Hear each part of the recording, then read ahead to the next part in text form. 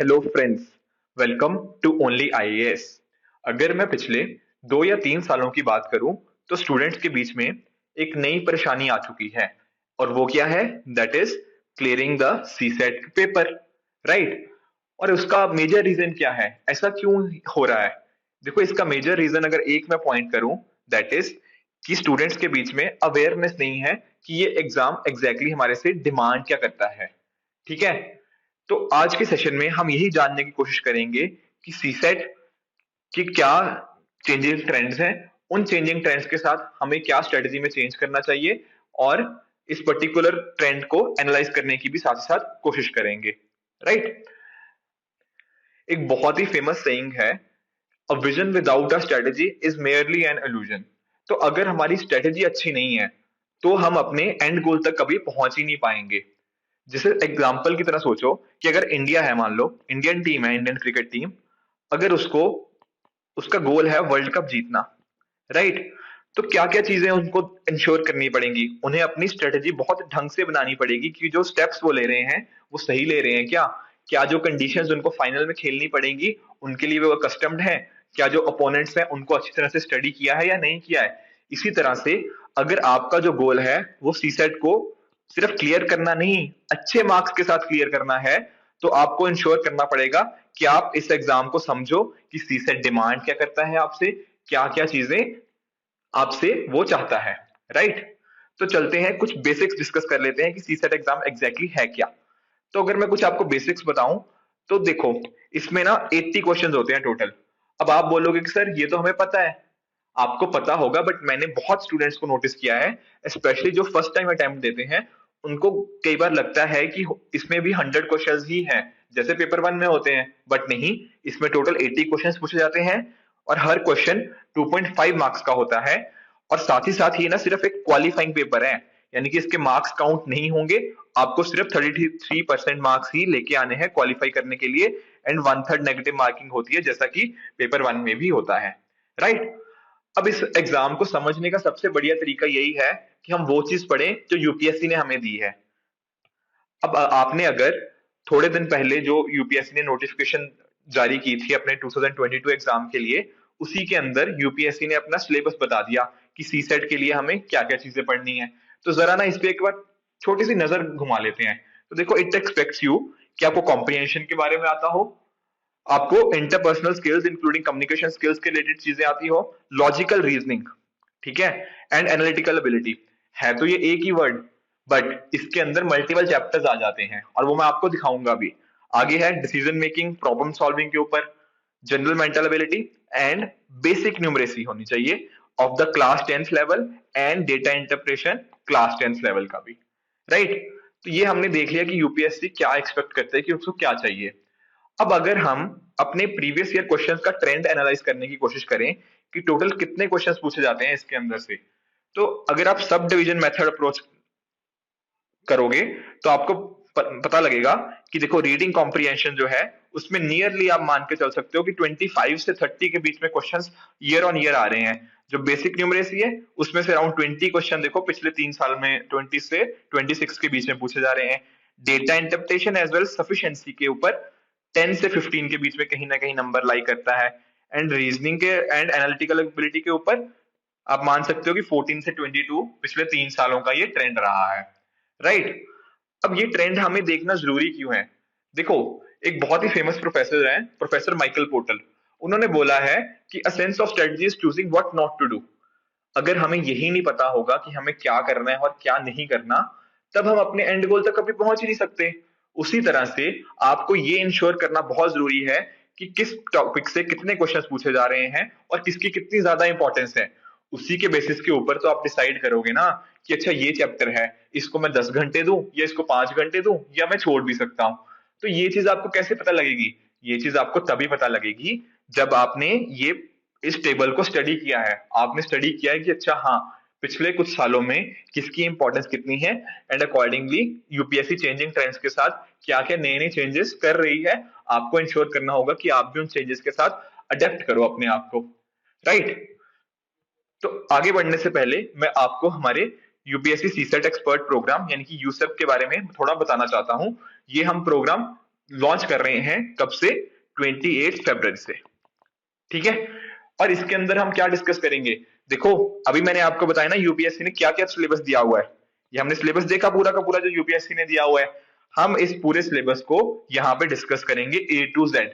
मैं आपको गारंटी दे सकता हूं कि अगर आप ये कोर्स ज्वाइन करते हो तो इसके अलावा आपको कुछ और करने की जरूरत नहीं है। अब ऐसा क्यों? क्योंकि इसमें हम क्वांटिटेटिव एप्टीट्यूड भी डिस्कस करेंगे, लॉजिकल रीजनिंग भी, डेटा इंटरप्रिटेशन भी और रीडिंग कॉम्प्रिहेंशन भी। और हमारी अप्रोच क्या होगी इसको? देखो, अप्रोच होगी 4 पिलर स्ट्रेटेजी। अब ये 4 पिलर स्ट्रेटेजी क्या है? पहली स्ट्रेटेजी है that is concept development. Concept development का मतलब, जैसे मान लो कोई भी टॉपिक आप कंसिडर कर लो, जैसे मान लो टाइम स्पीड डिस्टेंस ही ले लिया, तो प्रॉपर कॉम्प्रिहेंसिव वीडियोस मिलेंगी, टू द पॉइंट होंगी, प्रीवियस ईयर क्वेश्चंस को इंश्योर किया जाएगा ताकि आपका कॉन्सेप्ट डेवलपमेंट में कोई इशू ना आए। राइट। अब एक बार आपने कॉन्सेप्ट समझ लिया, पर ये कैसे पता लगेगा कि आपको एक्चुअल में उसकी प्रैक्टिकल एप्लीकेशन भी समझ आई है या नहीं आई है? वो होगी रेगुलर प्रैक्टिस के थ्रू। रेगुलर प्रैक्टिस का मतलब आपको हैंडआउट्स प्रोवाइड किए जाएंगे, हैंडआउट्स प्रैक्टिस क्वेश्चंस के। जैसे हर चैप्टर में अराउंड 5 to 10 क्वेश्चंस होंगे, depending on the importance of the topic. तो जैसे ही आपने कॉन्सेप्ट डेवलपमेंट किया, टॉपिक पढ़ा, वीडियो देखी, उसके बाद ही आपको क्या करना है? वीडियो देखने के बाद आपको उसका हैंडआउट प्रैक्टिस कर लेना है। अगर आप क्वेश्चंस को सॉल्व कर पा रहे हो तो आपको पता लग जाएगा कि हाँ, मैं इस टॉपिक के साथ फेमिलियर हो चुका हूं, मैं समझ चुका हूं कि क्वेश्चंस कैसे करने हैं। अब एक बार ये चीज होगी, फिर हम चलेंगे third component that is doubt solving के ऊपर। कुछ डाउट्स भी तो आएंगे आपके, तो वो कैसे इंश्योर किए जाएंगे? लाइव डाउट सेशंस के थ्रू। ठीक है। आपके जो भी डाउट्स होंगे आप मुझे बताओगे एंड अकॉर्डिंगली हम उसको इंश्योर करेंगे कि आपके वो डाउट सॉल्व हो गए। अब 3 कंपोनेंट हो गए। जो सबसे इंपॉर्टेंट कंपोनेंट मैं शायद मानता हूं that is full length mock test. जब तक आप एग्जाम जैसी कंडीशंस में अपने आप को नहीं ढालोगे, आपको नहीं पता लगेगा कि कैसे 2 घंटे के अंदर मैं ये क्वेश्चन सॉल्व कर पा रहा हूं या नहीं कर पा रहा हूं, उसको कैसे इंश्योर करोगे? मॉक टेस्ट के थ्रू। तो एटलीस्ट 4 मॉक टेस्ट आपके होंगे। तो इन चारों कंपोनेंट्स के थ्रू इंश्योर किया जाएगा कि आपकी जो होलिस्टिक प्रिपरेशन है वो सीसेट की हो पाए। और ये प्रोग्राम कब से स्टार्ट हो रहा है? ये स्टार्ट हो रहा है 28 फेब से।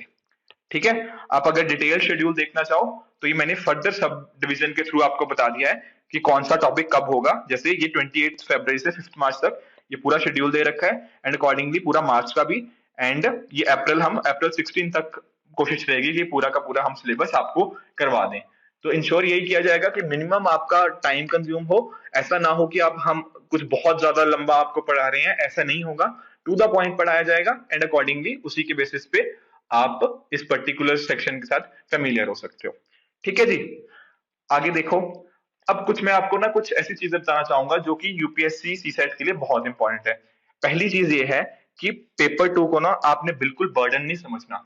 कई स्टूडेंट्स क्या होते हैं कि वो समझते हैं कि अच्छा यार, मुझे तो इकोनॉमिक्स पढ़ना है, ज्योग्राफी पढ़ना है, हिस्ट्री पढ़ना है, पॉलिटी पढ़ना है, एनवायरनमेंट पढ़ना है, करंट अफेयर्स हैं, उसके साथ मुझे सीसेट भी पढ़ना है।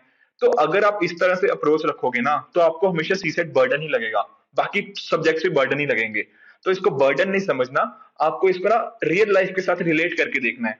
अब जैसे देखो, प्रॉफिट एंड लॉस का चैप्टर है, क्या प्रॉफिट एंड लॉस आपकी रियल लाइफ के साथ रिलेट नहीं होता? इतनी बार तो हम ट्रांजेक्शन करते हैं, किसी में प्रॉफिट होता है, किसी में लॉस होता है। कि टाइम स्पीड डिस्टेंस जो चैप्टर है वो आपकी रियल लाइफ का नहीं रिलेट होता? बिल्कुल होता है, हम भी तो कहीं ना कहीं ट्रेवल करते रहते हैं। तो जब इस तरीके से आप अपनी रियल लाइफ के साथ रिलेट करके चीजों देखोगे ना, तो आपको वो बर्डन नहीं लगेगा। ठीक है।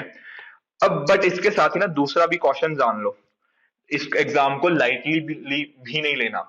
ऐसा नहीं है कि बर्डन लो, वो भी गलत है, बट लाइटली भी मत लो। थोड़ा पढ़ने की डेफिनेटली जरूरत है।